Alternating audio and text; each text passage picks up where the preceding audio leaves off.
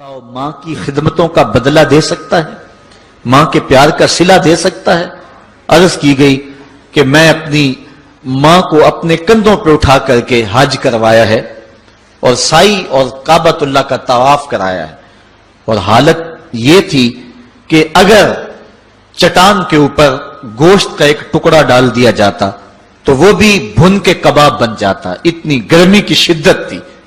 क्या मेरी माँ ने मेरी जो खिदमत की, मेरी कफालत की, मुझे दूध पिलाया, मुझे जन्म दिया, तो मैंने क्या मां की खिदमतों का सिला दे दिया है? तो जवाब आया, तूने अभी उसकी एक मुस्कुराहट का बदला भी नहीं दिया। मां जब हंस के देखती है तो जन्नत की सारी कलियां खिल उठती हैं, और बेटे की जिंदगी मां के उस हंसने से जो है वो इबारत होती है। बेटे के लिए मां के जो जज्बात हैं, मां की जो कहानियां हैं, मां के सीने में जो दर्द के उमटती हुई एक कायनात है, उसका कोई बदल नहीं हो सकता। सारी जिंदगी एक टांग पे खड़ा होके बंदा मां की खिदमत करता रहे, फिर भी हक अदा नहीं होगा। मां मां होती है, अल्लाह ताला जल्ला शानहू ने उसको वो दर्जे अता फरमाए। बेटे के साथ जो प्यार मां करती है, भला कोई कर सकता है? कोई इतनी मोहब्बत दे सकता है जितनी मां मोहब्बत देती है? सारी जिंदगी भी इंसान उन मोहब्बतों का बदल देना चाहे तो नहीं दे सकता, चूंकि मां के प्यार का किनारा ही कोई नहीं। मां की मोहब्बत की गहराई और गहराई को कोई नाप ही नहीं सकता। समुद्र के पाताल तक तो शायद कोई पहुंच गया हो, लेकिन मां के प्यार का किनारा आज तक किसी को नहीं मिला। अल्लाह ताला ने उसके सीने में धड़कता हुआ जो दिल रखा है और तड़पती हुई जो ममता रखी है, वो एक मिसाल बनी हुई है कि किसी ने किसी को कहा कि मैं तेरे पे राजी तब हूंगी कि अगर तू अपनी मां का कलेजा निकाल के ले आए।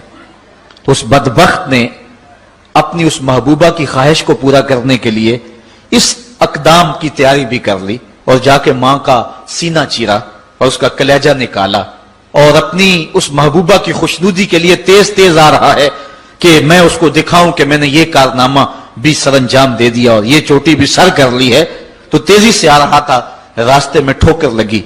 जब गिरा तो कहते हैं मां के कलेजे से आवाज आई, पुत्र चोट तो नहीं आई है? ये मां के प्यार का रूप है, ये मां की मोहब्बत का अंदाज है। दुनिया वालों, मां की कदर को जाया न करना। मां के प्यार को और उसकी मोहब्बत का सिला दे तो नहीं सकते, लेकिन सारी जिंदगी मां की नौकरी करना और अपने बाप की जिंदगी के अंदर कभी भी नाफरमानी न करना, यह सादतमंदी और खुशनसीबी होती है। हुजूर ने मिंबर की 3 सीढ़ियों पर कदम रखते हुए आमीन आमीन कहा था।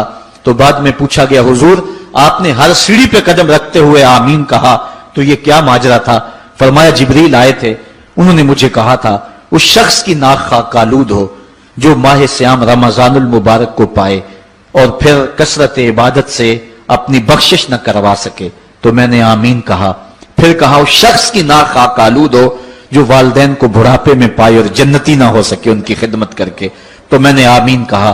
फिर जिब्रील ने कहा, उस शख्स की नाक खाक आलूद हो जिसके सामने आपका जिक्र किया जाए और आप पर दरूद ना पड़े। तो मैंने आमीन कहा।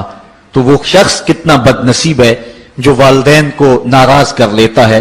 मैं कहता हूं सारी कायनात मां के कदमों तले है, बल्कि मेरे महबूब ने जन्नत को मां के कदमों तले करार दिया। अल जन्नत तहता अक़दामिल उम्महात, जन्नत मां के कदमों तले है।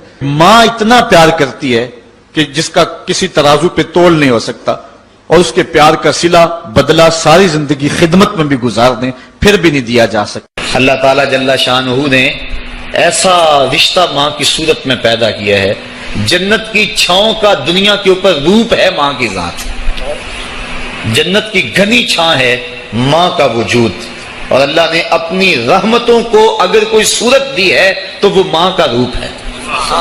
और मां के सीने में वो तड़पती हुई ममता और मोहब्बत के वो पिघलते हुए जज्बात रखे गए हैं कि दुनिया पर मां के प्यार का बदल नहीं है। मैं कहा करता हूं, आज कोई शय भी खरीदने निकले तो आप वसूख से नहीं कह सकते ये खालिस है। हर शय 2 नंबर दस्तयाब है, हर शय में मिलावट है, लेकिन एक चीज आज भी मिलावट से पाक है, और वो मां का प्यार है। मां की मोहब्बत आज भी खरी है और आज भी उसमें कोई मिलावट नहीं हुई।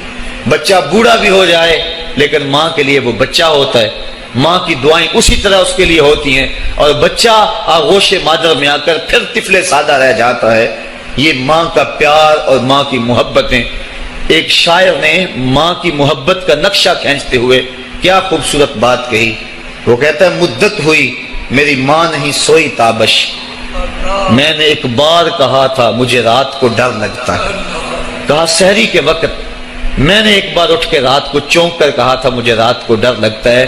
مدت ہو گئی اس بات کو، یہ قصہ پرانا ہو گیا ہوا ہے، مجھے بھی بھول گیا ہوا ہے، لیکن میری ماں رات کو نہیں سوتی، میرے بیٹے کو کہیں ڈر نہ لگ رہا.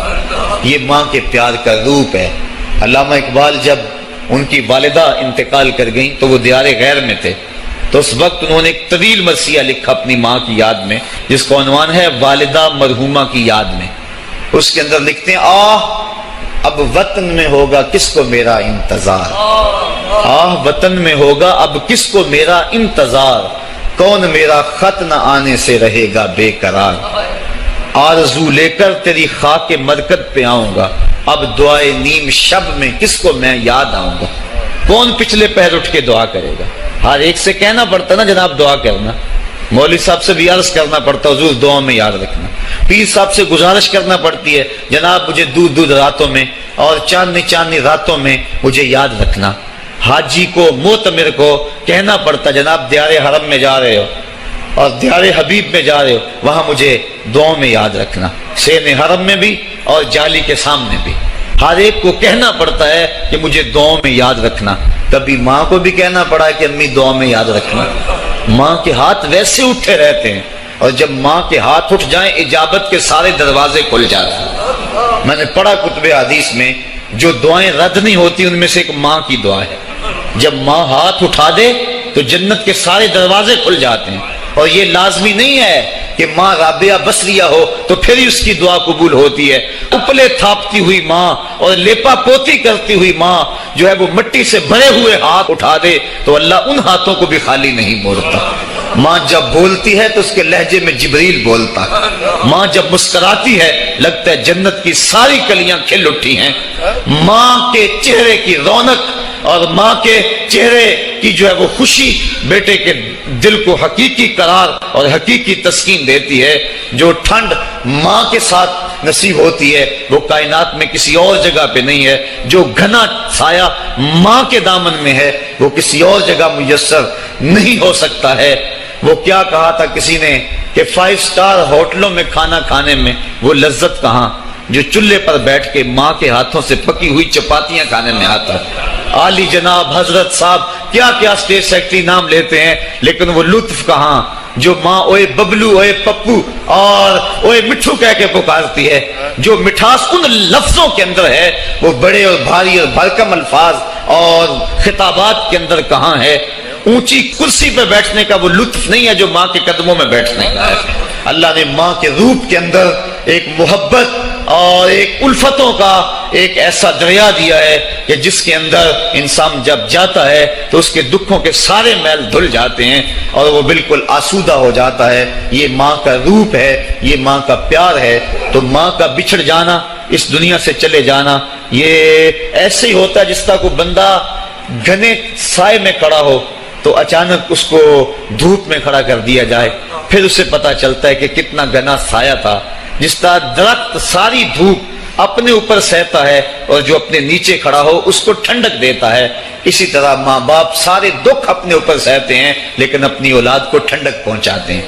ماں باپ کے اس دنیا سے چلے جانے کے بعد پتا چلتا ہے کہ میں کتنی گھنی چھاؤں سے کس کڑاکے دار دھوپ میں آ گیا ہوں اور میری زندگی کے اندر کتنے دکھوں کا زہر گل رہا ہے.